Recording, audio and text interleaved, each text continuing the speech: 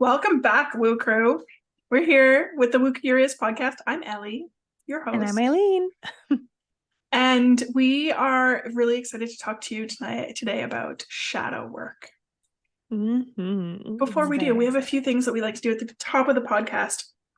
We want to read a review that came in because we love hearing from you. We love reviews.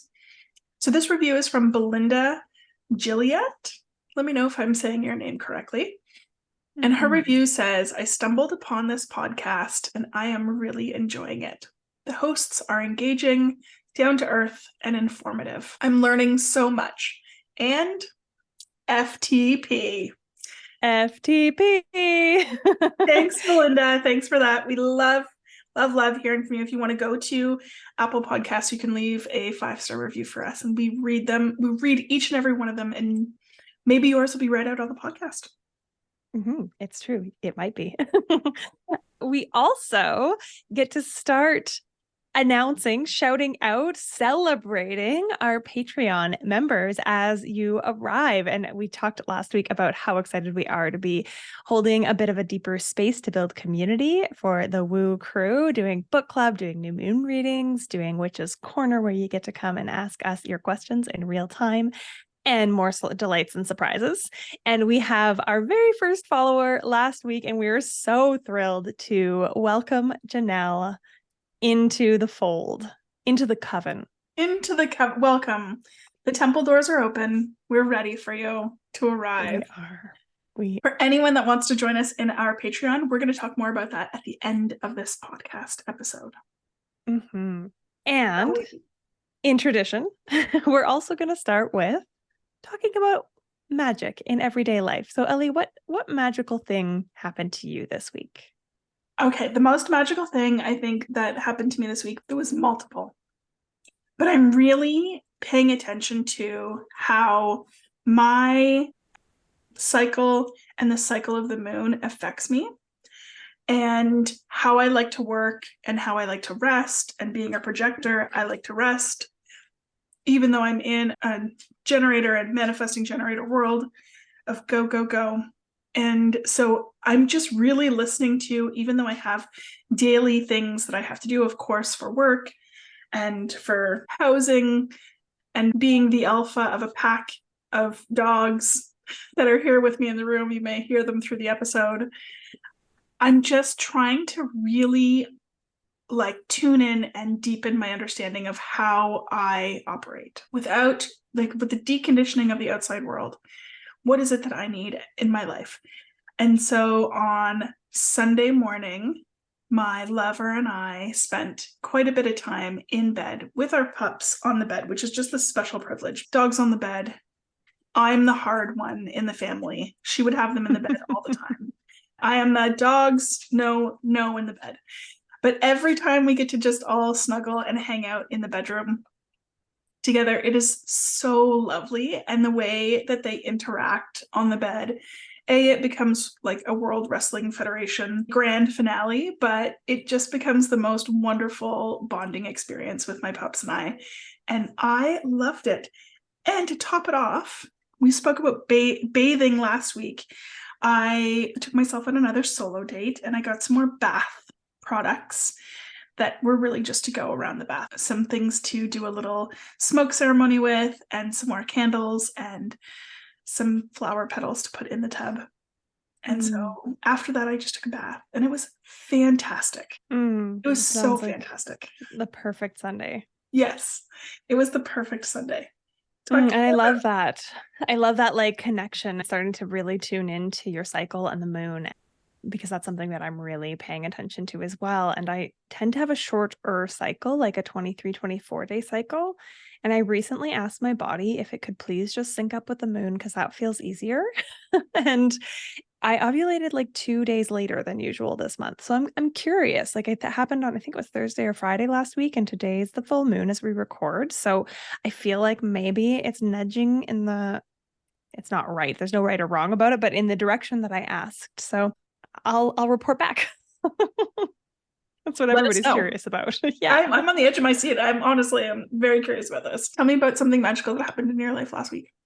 I went out on Friday night with a group of women for my sister's birthday. Her birthday was like a month, 2 months ago, 2 months ago. But with life being what it is, her bestie arranged for us to actually have a good celebration because nothing really happened around that date. And we went for dinner and it was wonderful. There was 10 of us. And then we went out dancing.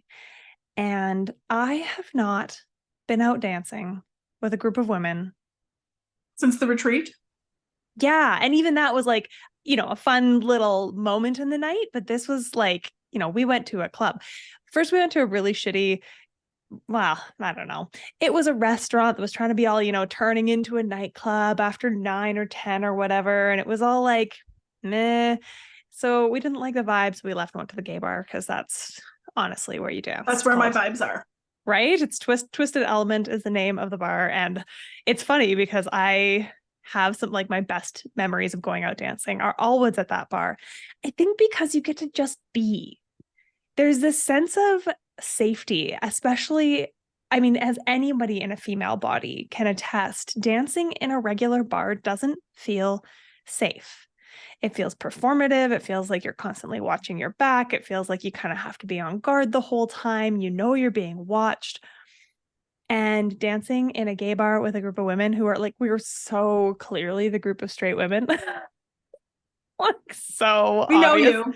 We all had our purses because we We just can went see out you a to mile dinner. away. Yeah, we can see you A mile away. We know you. We stuck out like a sore thumb, but it was great. It was so much fun. It always feels so welcoming. It just felt amazing to move my body in like an entirely expansive way without thinking or worrying about what anybody else was saying. And we danced to like almost 1 a.m., which when your bedtime's usually 10, that's late. That's really late. Yeah. I want to say, first of all, us queers over here are, for the most part, give and take, FTP, and therefore a safe place to dance, which is great. And I also love that you and your gal pals were like, I know, we want to go to a place where we can just dance it out. Hang on, it's the gay bar. Mm-hmm. It's with the gays. Of course it is. We're just here. I mean, our gay dudes, they will judge the shit out of you. Oh, and yeah. They'll continue to dance with you and they're not going to hit on you. And that's all you need. Yeah, they're going to judge the shit out of me, but they're not going to grope me unwanted. Ugh. Oh, gosh. Unlike the dude at the straight bar who was with his wife. Oh gosh. Yeah. I have two things to say about this. One thing though, one downfall about the gay bar is that at least, for protective reasons, you can at a straight bar go to the girls' washroom and hide out. Mm-hmm. You can't hide at a gay bar because we can go everywhere. First of all, but the chances of you having to hide at a gay bar are I've had to do it once. Pretty low. Yeah, it's super low. I've had to do it once. And it's just because when I first moved to Vancouver, see, us Vancouvers, we know fresh meat when we smell it, when we see you. And they knew that I was fresh meat, and I was like, I gotta go. I can't handle this. There's too many babes in this place. I'm overstimulated. It's time to go home. Nice. Yeah, so, it was really interesting. There was one man there who was clearly straight and clearly alone. And that was the only I just kept putting up I felt like I was putting up my wings, my big, scary, I'm a witch, get the fuck away from my women wings. When he'd get too close, and he could feel it. He kept breaking eye contact and moving away anytime I would look at him and kind of move between him and the other woman I was with. I was like, dude, I don't know. You thought one of your friends maybe told you that straight women like to come to the gay bar because they feel safe. So now you're going to come prey on us in this space. Fuck off. We are empowered here. Yeah. There needs to be a note on the door. Listen, check your intentions. If this is why you're coming, turn around. The other place is across the street. Go there. Yeah. It's true. Check your intentions place. Oh my gosh. Yeah. I love a good night out dancing at the gay bar. Longingly looks to the sky. Time to plan one. Oh, well, shall we move from the gay bar into today's topic? Yeah, from the darkness of the gay bar to the depths of shadow work. Oh, I'm writing that down. That's the title. Today we're going to talk about shadow work and your shadow in general and how and where it shows up in your life. Yes, we are. Here we go. Here we Okay, go. so let's start with a little bit of an outline for today's episode. Let's talk first about what shadow work is, because not everybody is familiar with what shadow work is, or, we've heard terms be tossed around in general before of like your ego or your shadow, but like what actually is that? I want to talk a little bit about integrating and accepting your shadow, because this is still part of us. It is still part of something that we embody, and therefore something that we need to accept. Let's talk about healing your shadow and the benefits to healing your shadow, and then some ways that you can heal your shadow for the betterment of yourself and those around you, really. Yeah. Ways that you can poke your toe in there safely. You can go deeper than a toe poke, but sometimes, especially if you're first starting out, it's really nice to have some ways to access it without going to like the deepest, darkest wound. I think that, and like, let me know. Come tell me on Instagram if you are also a Scorpio and you're like, we don't dip toes. We dive head first. I don't know what you're talking about, but it's true. Most of everybody else just dips a toe in to see what it's like, see what's going on in here. Okay, let's understand what shadow work is. So essentially, shadow work is the unconscious aspects of ourself. So it shows up often when we're having conversations, and I see it most often when we're having conversations around struggle. And we'll say things like, well, that's just the way it is, or I'll never be able to, or we have really strong belief that might fall into the category of negativity or be seen more in a negative spin of things. Shadow work is often also anybody that we know that is cynical. Their shadow lives very close to the surface. And that cynicism is something that often comes out in the way that we speak or the way that we are. It also feels a lot to me of, those behaviors or knee-jerk reactions that we have that are not helpful, but they happen before we can even understand that they're happening. And sometimes we don't even realize or recognize that there is a choice to react or respond differently because of something that's deep and kind of buried. Yeah, I was going to say that this is repressed emotions. This is exactly what this is. It's repressed emotions, fears, it's our desires that influence our thoughts and behaviors that often are just like it's in the darkness of something. We call it shadow work for a reason. And I think what you said here about knee-jerk reactions is that often what happens, like if we think maybe you're not somebody who's ever had a dispute with somebody that you were in relationship with, but if you're somebody who has, then often we have this initial reaction to things. And I think about this as like the reaction versus the response. And our reaction is like our shadow just comes up, our inner child just comes up, and it says like, I don't like this. And then we'll really start to think about what happened and the parameters of what it is that we're discussing or we're disputing, if you will. Then a lot of that gets unpacked. And I think the beauty of shadow work, like, and understanding it, is a lot of people are afraid of it. And they're afraid of it because it is painful. Like, there is a sense of pain that's often associated with us when we're working in shadow work. And the more light we shine on that shadow, the less dark it is, the less dense it is, the more we can understand ourselves, and the more we can actually literally, in quotations, bring it to light. And it is that sense there of like, shine the light, peel away the layer. Like, you can cut right to the core if you want, but you don't have to. You can work this in layers. You can work this in stages. And often, no matter how deep you think you've cut, once you get that all exposed, there'll be more. It's not typically something that you're ever finished doing. There's no quick fix. It's not like heal your shadow and you're done. And then you just live in the light for the rest of your life. No, another shadow emerges. Or it shines again. I also think that in this work, whenever we're really understanding our shadow, it comes up in ways where we feel very resistant to change. Like, how do we know if this is a shadow? It may be something that shows up in different aspects of your life. I remember going through a yoga workshop with somebody, and one of the questions that we had was, what's a theme that continues to come up in your life? And literally the day before, I had 3 individuals in separate situations say to me, don't be so hard on yourself. Don't be so hard on yourself. You know what? I think you're just being really hard on yourself. And I thought to myself, well, herein lies the expectation that I have where no mistakes will be done. That's the shadow, that perfection will happen on the very first try. And I think as women, we often see perfectionism as a shadow. And I also see it, especially with working for so many years with yoga teachers and students, perfectionism comes out in a way that we think that it's something that is improving us. Like we can't release this thing that is really close to our heart until it's perfect. And that's our shadow saying to us that we will never expose it because it will never be perfect. I think that this is pointing to that need to protect ourselves, right? To not be seen. We talked a lot about this in the witch wound. The witch wound is a part of our shadow. We all carry those similar threads. There are going to be pieces of your shadow that exactly match other people's shadow as well.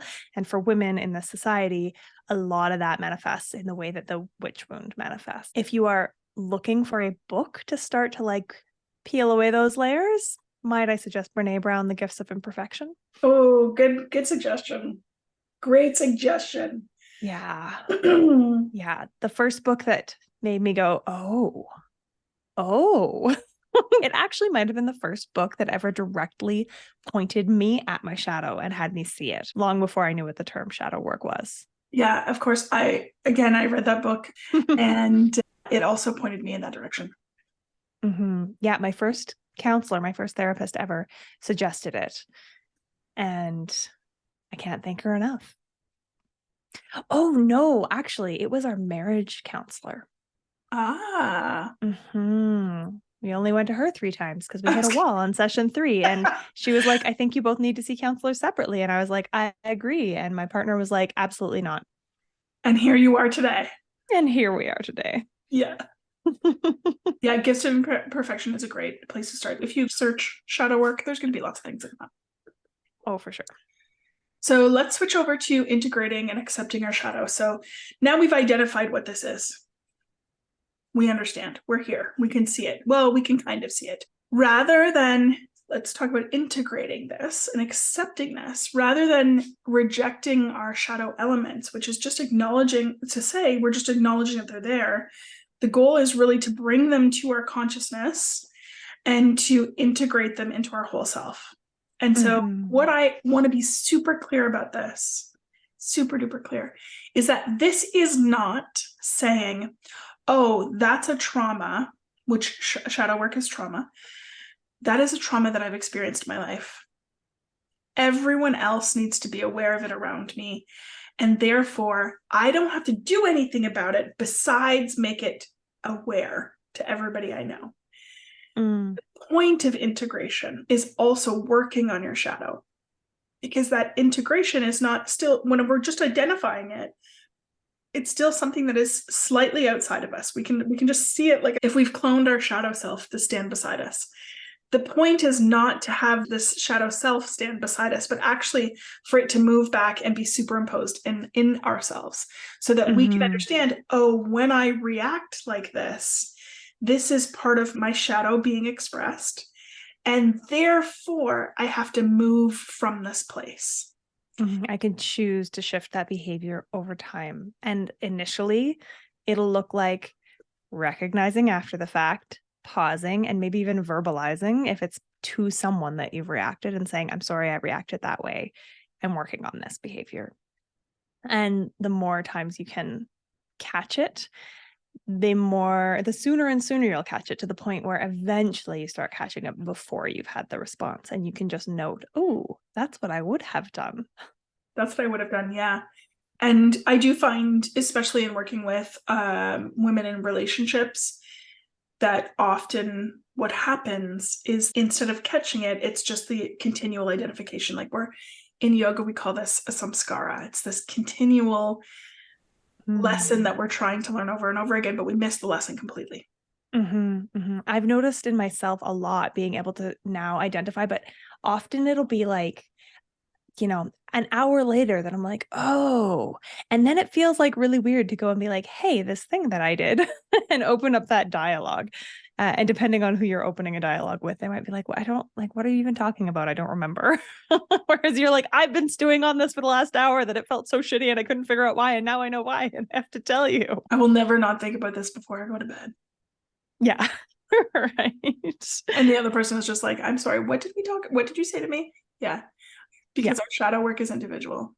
It is. And I think this is an important time as well to point out this piece of, I think when we start talking about shadow work and some of the ways it gets misconstrued in the spiritual community is, like you said, this like, oh, I have this shadow. I'm going to excise it from myself because it's bad and it's dark, and spirituality means always being in the light and always being positive and always being happy and pure and all of those things, which is really I want to say like capitalistic version of spirituality that keeps you feeling like you're not getting it. And therefore you keep needing to consume in order to achieve this state of pure spirituality.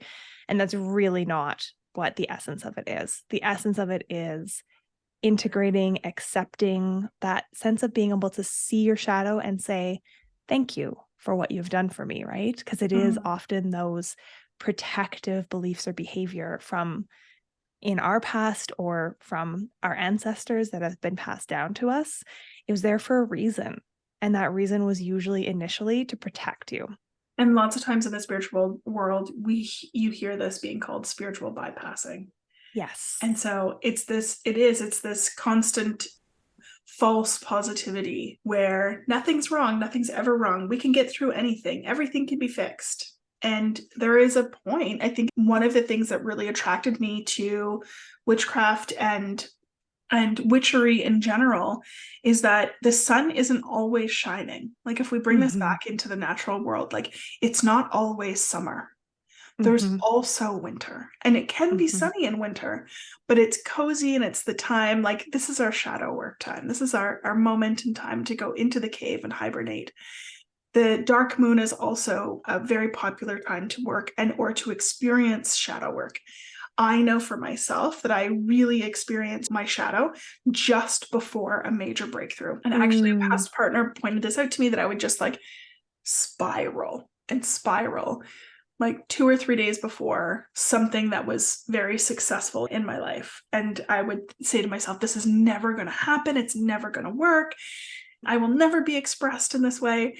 And then 2 days later, fully expressed, and look back being like, I have no idea what you're talking about. That did not happen. That shadow aspect of me did not happen because it is so far away. The healing, the quantum leap is so far away that it feels like so far behind us that we have done that work.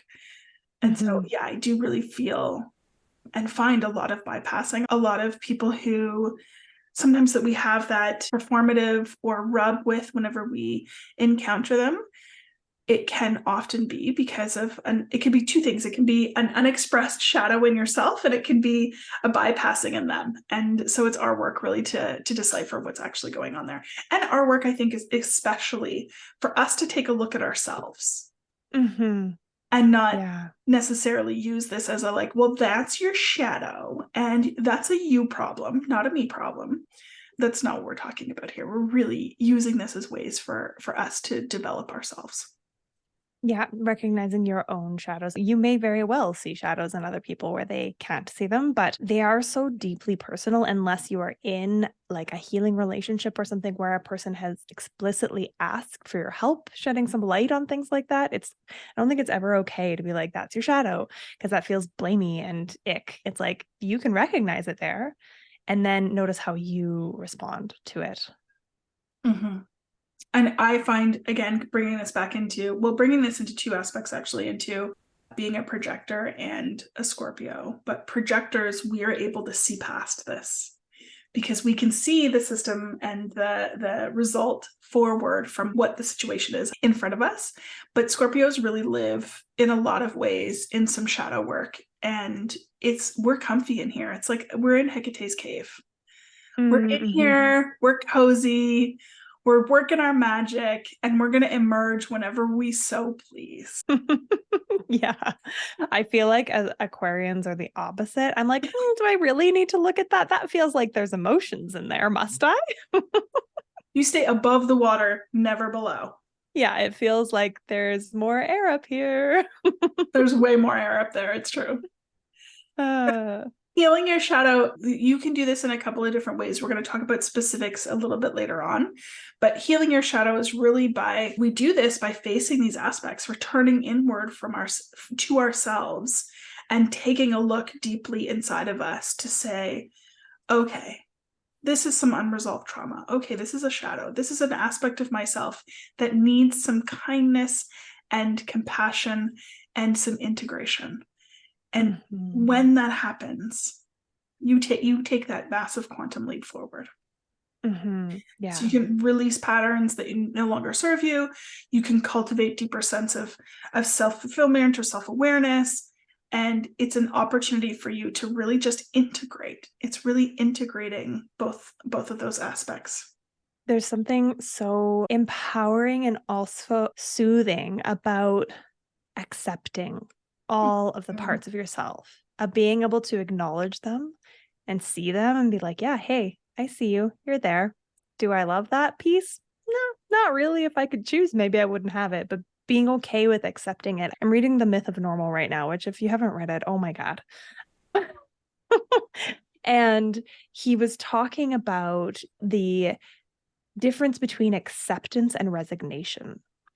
And so that is, I think it's a really important difference to point out, that acceptance of how things are right now in this moment does not mean you're resigned to them. Just as accepting your shadows exactly as they show up and how they appear and pop up in your life doesn't mean you're resigned to living with their negative parts of them, right? With the negative beliefs or attitudes or behaviors that stem from them. Acknowledging them or accepting them is not being resigned to never changing them, which is where shadow work comes in. Government, brilliant man. So brilliant. Sing the praises. Yeah, it's a really good book. It's like 600 pages long, but it's a really good book. Let's talk about the benefits to healing your shadow. Yeah, let's. This was a fun one. I was like, okay, I'm going to prepare for this episode. So we kind of curated a list. We tweaked it. We're going to talk about it. We're probably going to go entirely off on a tangent and not cover it all because that's what we do. But the first one feels really obvious. And so one of the benefits is that you end up with more confidence and more self-esteem, because self-esteem is accepting yourself for who you are, for all of who you are, right? So if this feels like a no-brainer, A to B, do shadow work, healing work, and you will feel more confident and feel more at peace and at ease with yourself. I know I do. That sounded like a testimonial. I know I do. Praise be to she. Yeah. I think we also have improved creativity as another one on the list here. And I think that the reason we have improved creativity is because we're not in that perpetual cycle of perfectionism. We're not in the cycle of this can never be out there. And, one of my favorite things to remind myself of, and it's something that I use with my teachers in training all the time, is like, we have to write a shitty first draft. You have to, because that is the baseline for everything else that you do. And so I think that improving our creativity, it's a few things. Our flow we're now like back in flow when we're being creative. We're turning ourselves on when we're being creative, and that is lighting us up and we're attracting things to us. And that also helps us heal our shadow, because part of being in the light is not bypassing this, but is also understanding that when we are fully in our element and integrated, that we attract multiple things around us. And we're not expending all of this energy trying to hide ourselves from ourselves. And so like creativity, it takes being able to be still and present and have energy. And so anything that drains our energy is also going to drain our creativity. Yes, indeed. Yeah. this work obviously also helps you build better relationships because you are able to start to identify and therefore shift the behaviors that can be really hurtful to others as well. Most shadow wounds, shadow healing kind of work that we do, as Ellie said, we identify it by these negative behaviors. And if you've ever been around somebody who, is super pessimistic all the time, you know how draining that is, or who is super jealous, say, that one feels like an easy example to use with relationships, especially if your knee-jerk reaction when your partner says, "Oh, I'm going out with Jerry," is to be like, "Who's Jerry? Is it like, are they a woman or a man? Like, how long have you known?" That kind of piece of like, I've been wounded in the past, and so I don't trust you. And there's no way to build a healthy relationship unless you can have that insight and reflect and continue to communicate about it too. I also really think that it helps your partner start to do their own reflection, right? It's modeling that behavior and modeling being okay with saying, I do something I really don't love. I'm working on not doing it. I'm letting you know that I'm still doing it, but I don't like doing it. And so it gives them permission to also say, oh, I have a behavior that I don't love. So I'm sorry I'm doing it and I'm working on it, but it's not going to go away overnight. That Mm-hmm. integration, I think, as well, with building that into that dialogue into your relationship, you actually have an opportunity to express not just from your shadow side of things. And the reflection that you gave of jealousy, and this is like, this comes back into the sisterhood wound. Like, we have jealousy that happens there, and whenever we see somebody that we admire who has an opportunity that we would have really loved to have had that opportunity, this is a great time for us to look into it and say, okay, did they just get handed that opportunity? What actually happened here? What kind of work did they do? What kind of things can I model? Can I expand myself and model myself after in order to get what I want, which is what they had? And I think that we were not built with jealousy for no reason. Also, as a Scorpio, where the main emotion that comes up with Scorpios, which I think is actually false. I'm here to change this perception. But the main emotion that comes up with Scorpios is jealousy. And I think that we can change this into, in a lot of ways, a strong adoration, because of course we also have that, but an adoration in a self-doubt sort of way that doesn't allow for us to believe that we too can have that. But I think that the universe puts nothing in our hearts that we cannot achieve in some capacity. And so using those opportunities as expanders for us, it's a good way for us to continue to build our relationships. Which leads us to self-acceptance, because we were talking about jealousy and relationships and all of those things. And self-acceptance is really not about, again, this bypassing. It's about like, okay, when this happens, I react like X. What is it that I can do to soothe my nervous system? I had a girlfriend call me, and her partner had a disagreement this weekend, and there was a lot of shadow that had come up from both parties.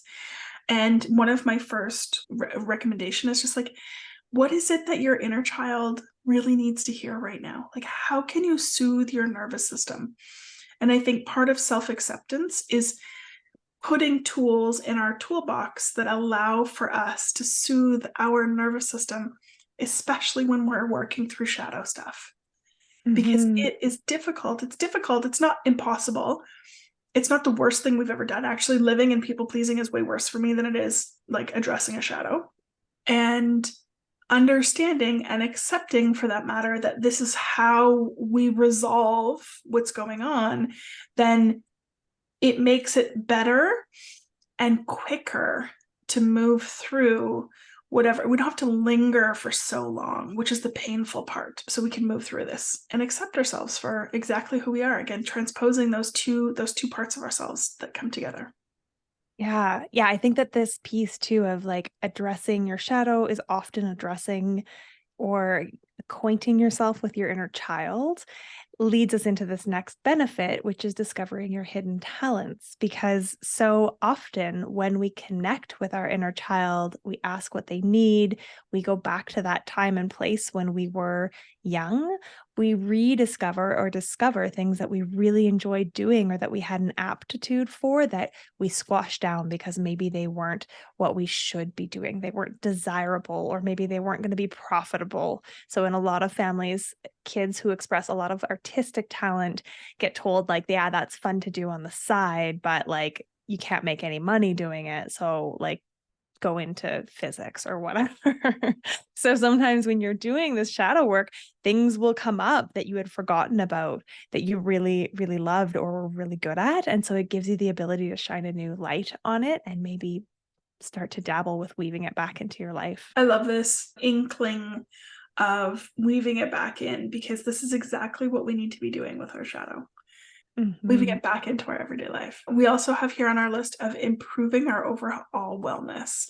And improving our overall wellness, I think, is a few, like we can come at this from a few different aspects. One is understanding that when we are in misalignment with who we really are, that pays a toll. We pay a price for our nervous system, for our immune system, and for our family system, for that matter, like for our relations. It has an overall effect on everything that we do. And living in misalignment with who we really are is probably the most pain you can feel, because it's just this dull ache that is sometimes unidentifiable, that we sit here and we go, oh, wait, in hindsight, oh, that's what that was. But in the moment, we're just like, we just got to get through this day. We just got to get our head to the pillow at night. And then we just got to try to sleep. Then we have to try to wake up on time. And then we got to try to do this all over again. Living in a more alignment with who we are, the benefit to that is our immune system is feeling much better. It's operating at in optimal alignment. And again, you just said, Gabor Mate, one of the first things that he talks about in this particular book is the high number of women who suffer from autoimmune disease. And what is the autoimmune disease is that the immune system is literally trying to attack itself because it thinks it's a threat. So how are we becoming threats to ourselves by not addressing these things? He talks so much about repression of our natural desires, wants, needs, emotions, and the direct link to all of those. Like fibromyalgia pain scores go up in women who are nice all the time, who don't express rage. Like they've done a ton of studies now. There's so much good science backing up what we have always known. Really, many of us have always known. That's a hard thing. So I think these last two that we have, I sense that we've touched on them a little bit. I'm going to name them both. We can speak to them. And then we're going to go into working with your shadow, because I think that's really important. We're getting a very good sense of why it's important to work with your shadow. And that's increasing your compassion towards others and self. And we really touched on this when we said, being able to see or recognize somebody else's shadow, even if they can't see it, even though you're not pointing it out, is often a really good way to be more compassionate towards others. Being able to see and fathom the hurts that other people have undergone makes even the shittiest behaviors understandable. I've really, really noticed a shift in myself in the last year, especially, but kind of the last 2 years of starting to practice a lot more compassion towards myself and towards others. That when I hear about people doing horrible things in the world, the first thing I think of is how I wish I could help them to stop hurting. Like the people doing the horrible things. When somebody's super rude to me, I'm like, oh, I'm so sorry that you feel badly enough that you're going to snap at somebody else, right? Like what is happening for you that you have to hurt others? So I think that, that increasing of compassion, people often say, love will heal the world. And I think at the heart of this is compassion. Love is a word that is obviously beautiful and very important, but we have, especially in Western society, a bit of a fixation on romantic love when we hear the word. And so I think compassion is a beautiful way of encapsulating a lot of what love means. And it feels like it can be really directed. Love this. And then clarity. Understanding, period. Let's talk about ways that we can work with our shadow. That we can embrace this, that we can move it together. All of the shadow work tools, like, yes, you can work with Eileen and I. Like, yes, you can work with Eileen and I in this work. Most definitely. But a lot of what we're going to suggest here is really about tools that you already probably have at your fingertips that you can use. Just a matter of knowing how to use them. So meditation, one of the first things, whenever I first teach people how to meditate, one of the things that people say is like, I can't meditate because I can't sit still long enough. Yeah, neither can I. The point of it is not to sit still. The point of it is not to not have any thoughts. The point of it is actually to separate some thoughts with just a little bit of space in between. And so I often use my meditation in a couple of different ways. One, something called empty presence, which is just allowing whatever needs to come through to me. So it's like being a channel. And so in this channel, I will say, what is it that I need to know? Higher self, God, universe, goddess, anything. What is it that I need to know? Please point me in the right direction. And when working in shadow, it often feels like we are so in the darkness of it that you can even use the words, show me the light. So that's the first way that I like to use meditation. The second way is to really just find that moment in time between those thoughts, like we talked about. So we're in a reactionary phase, we're in a shadow phase of our life, we're in the dark moon. And in those moments, where meditation can be used to just get some space in our life, because it often feels like we're just being hammered with negative thoughts, which are draining. And again, our nervous system and our immune system start to get depleted. We're tired to begin with, and yet too wired to sleep, Mm-hmm. I feel like this is making me think about one of my favorite guided meditation speakers. I don't know. When I was initially learning, now I find he talks too much through his guided meditations, but when I was learning, it was really helpful. But one of the ways he framed this was, meditation is learning to build your equanimity muscle, that ability to notice and come back and notice and come back. And so often the breath is used. That's a really easy anchor, but it's not about not having those crazy wild thoughts. I've had meditations where I was like, 9 of those 10 minutes, I was on a tear. But on the 9th minute, I noticed and I came back. And so that's a win. And the more you practice, the easier it is to notice and come back. Your thoughts are always going to be there. Mm-hmm. They're always you can't turn them off. That is not actually possible. Even the monks who've meditated for 10,000 plus hours, they still have thoughts. They're just really good at letting them float by in the river of their mind, as it were, over and over. Next thing with working with your shadow is ceremony. And one of the beauties of ceremony, ritual, temple is that you are in an alchemically different environment. So you might still be in your bedroom, you might still be in your office, you might be online, in a virtual space, you might be in person with 4 walls. That might be a church basement. I used to do a lot of work in a heritage house basement, in a church basement. And I always said, yes, we're in a church and we're doing blasphemous, unreligious things in a lot of ways. And yet, these are not just the 4 walls of the space that we're in. And so understanding that through ceremony and temple work and ritual, the alchemical mixture that we are put in allows for us to really let go of a lot of the anchors that are weighing us down from everyday life and everyday shadow work, so that we can make those quantum leaps. And this is why I love ceremonial work so much. We need this. We need this space, because we're literally just walking around every day trying to figure this out. And coming to ceremony, coming to temple allows for us to step into the energy of something greater than ourselves. Yeah, there's that power and potency. And we kind of talked about this a lot when we were talking about rituals, I think, or altar building, as this sense of intention, right? Of cultivating sacred space or sacred time. And I think with ceremony or ritual, it is that ability to open sacred space, hold an intention within it that is magical. It creates more potency. It creates, as you said, a different alchemical space. And so I think that especially if you're working with your shadow, but really anytime you're opening sacred space, the ability to have a delineation of an opening and a closing is important too, so that it doesn't leak into the rest of your day. Because often with things like ceremony, you may end up going a lot deeper than you might with just like dropping into a regular meditation practice or journaling, which is what we're going to speak to next. Okay, another way to drop into some shadow work, one that I really love, is journaling. And I love it because it is a great way to process and get at subconscious feelings, especially if you can journal kind of free flow, just write and let yourself write. Don't think about what you're writing, just go.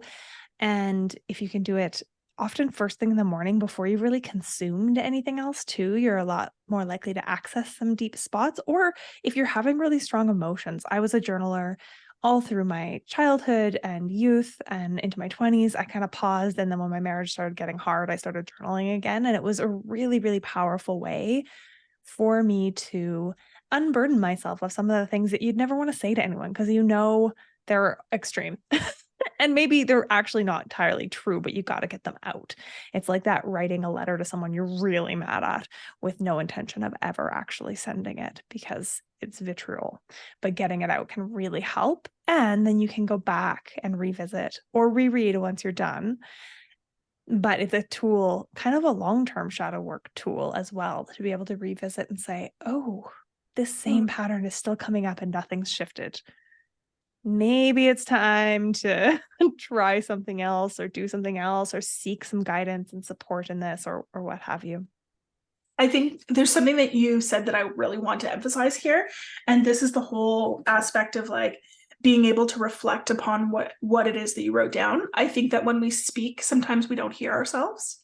Mm-hmm. And so we lose like whatever it is that we said and be like, I have no idea what I just said. But when we journal, then this is an opportunity for you to go back and actually look, oh, this is a shadow, like with a clean set of eyes, with a different lens on.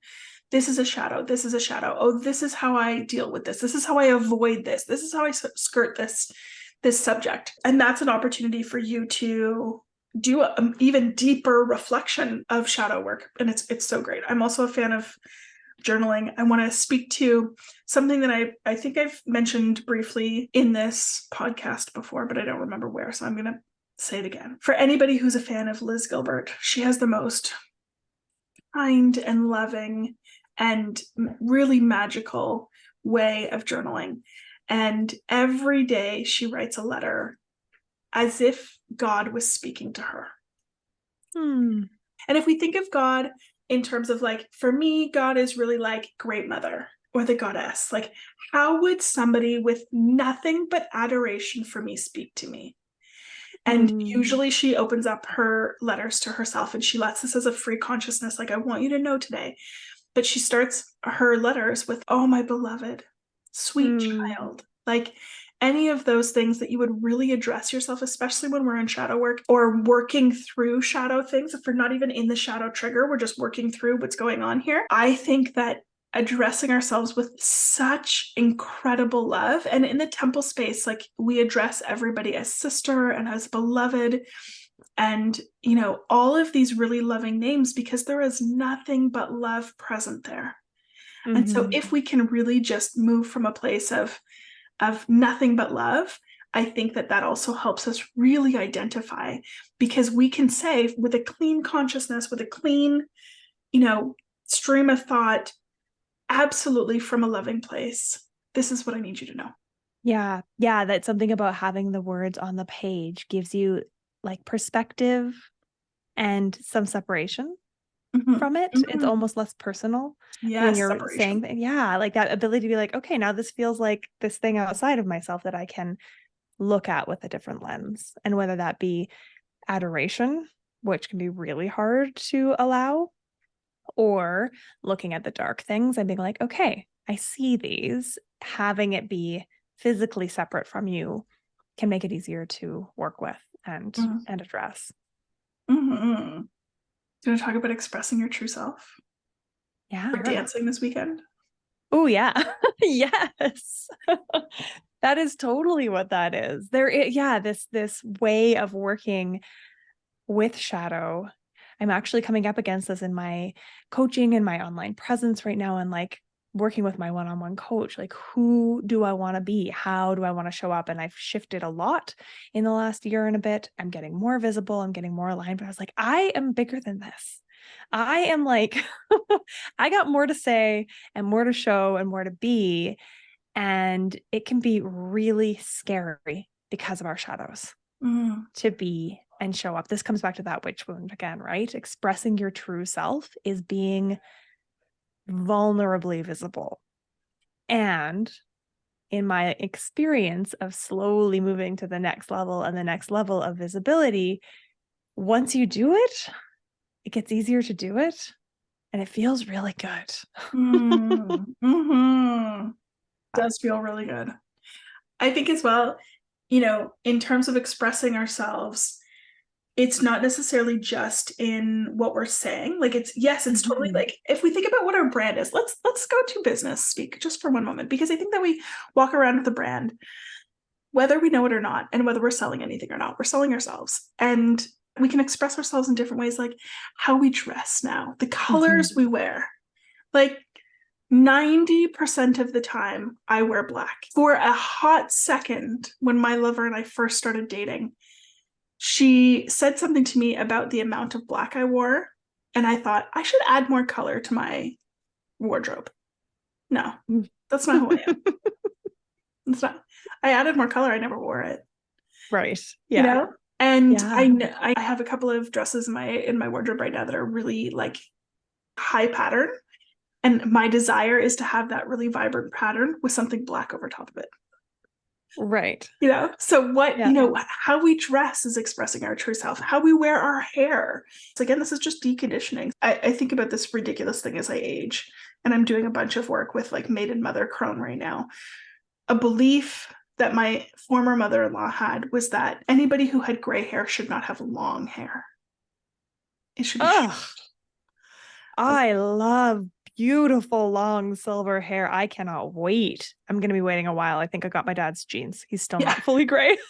My grandmother turned gray at around 20. My lover turned gray at around 20. And I was like, she has beautiful, my grandmother as well had beautiful white with a little bit of pepper in their hair. And it's just like, I can't imagine her with any other color. I can't imagine either of them with any other color, you know, but it's in the way that we wear our hair. It's in who we hang out with, who we keep company with our traditions, with our beliefs.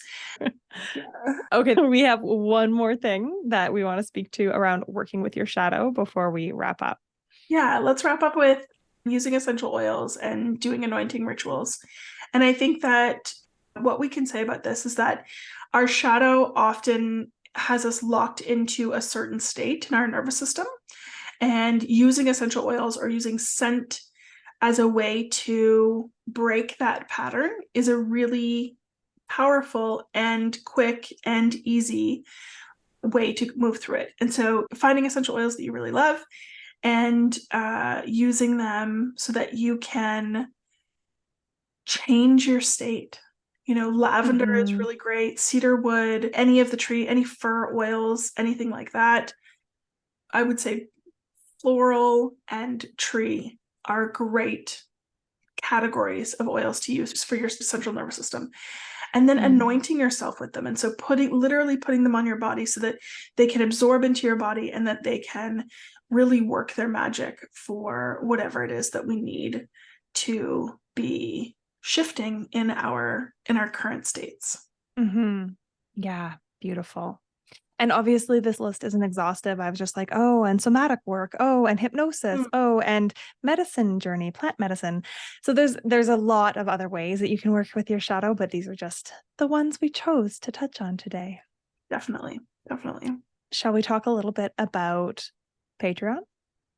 Let's talk about Patreon. Before we talk about Patreon, actually, if you have any ways that you really love working with your shadow, come on over to Instagram, let us know.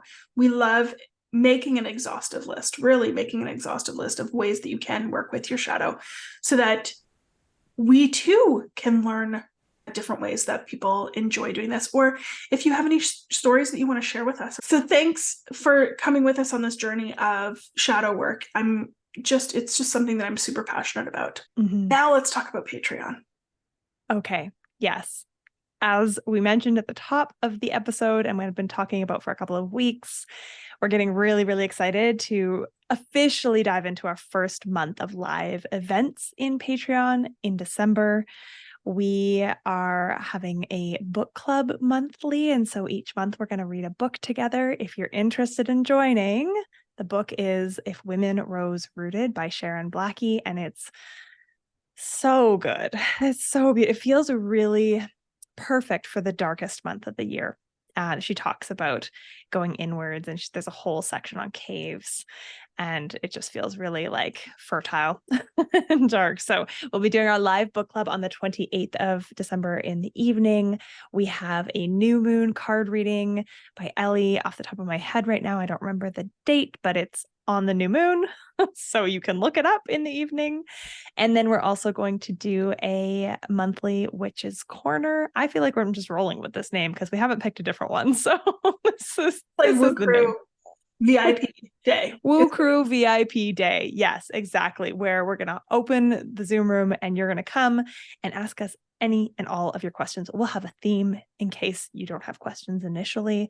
You can obviously tell we can fill an hour, no problem talking, but it's your opportunity to ask us anything that you might be curious about that we haven't yet touched on.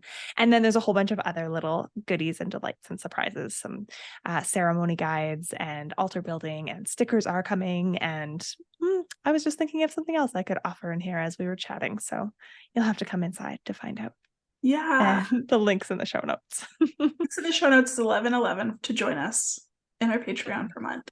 And we're just over the moon with being able to offer up this platform for everybody to commune in. What kind of programs or events or anything do you have coming up this week, Eileen? Yeah, we are into the beginning of Restmas, which is a 21-day free, it's like an anti-challenge. It's not a challenge. It is rest. It's challenging, I guess. I hesitate to call it a challenge because I don't want it to feel like, oh, one more thing I have to do. So it's a 21-day rest practice. Each day I'm just dropping into my close friends' stories on Instagram and delivering a little rest tip or practice, mindfulness, or a guided visualization link that I've recorded. So they're my own voice. And you can certainly join us now. It doesn't matter that you've missed a few days. If you're just hopping on now, I'm sending out an email at the end of each week to kind of sum up the practices for the week, because I also applaud people not being on Instagram every day. So the link will be in the show notes, or if you're watching this on YouTube, just pop over to our Instagram and find my link in bio, because in the YouTube won't let me link things because it can't verify my identity yet. So there's that. And then Yule is coming up. I'm hosting an online Yule ceremony on the 18th at 1 p.m. Mountain Standard Time. And then I've got an in-person if you're in Calgary. It's happening on the 15th, which is a Friday, at 6 p.m. if you want to come for potluck, and 7 p.m. if you want to just join for the ceremony portion. What about you? This is how you can work with me over the next couple of weeks. I am booking tarot readings for the end of the year. So these are a yearly spread tarot reading that you can book with me. I'm only opening up 15 spots because they are laborious. There's a lot that goes into it. This is a live reading with you and I. We get to look at the whole year ahead and really dig into what's going on. So we'll see where our shadow aspects are going to show up, number one, and we'll be able to dig into them a little further. This is a great opportunity for us to work together in the sphere. Also, any of the full moons come into my Facebook group, which is called the Matriarch Collective. And each full moon, I do a live, free, one-card tarot reading, oracle reading, really, for anyone who shows up live. And I would love to open the doors to you. Come into our archetypal temple. It's nice inside. It's so nice inside. Those are the two ways that you can really work with me over this next little while. Come book your tarot. Beautiful. Yeah, that's an amazing offer. Okay, so come follow us on Instagram. Come follow us on Instagram. See what we're up to. And give us a 5-star review. If you loved this podcast, head on over to Apple Podcasts and leave us a 5-star review. Let us know what you think. And we're open to suggestions for anything that you want to hear more about. And tell your friends. We want this woo crew to be global. Yeah, we're starting a movement, people. Sit down for this. This is a movement. And Welcome. you're in at the ground floor. Yes. Yes. Thanks again, All Lou. right. That's a wrap on this week. We can't wait to see you again this time next week, and take good care. Thanks so much.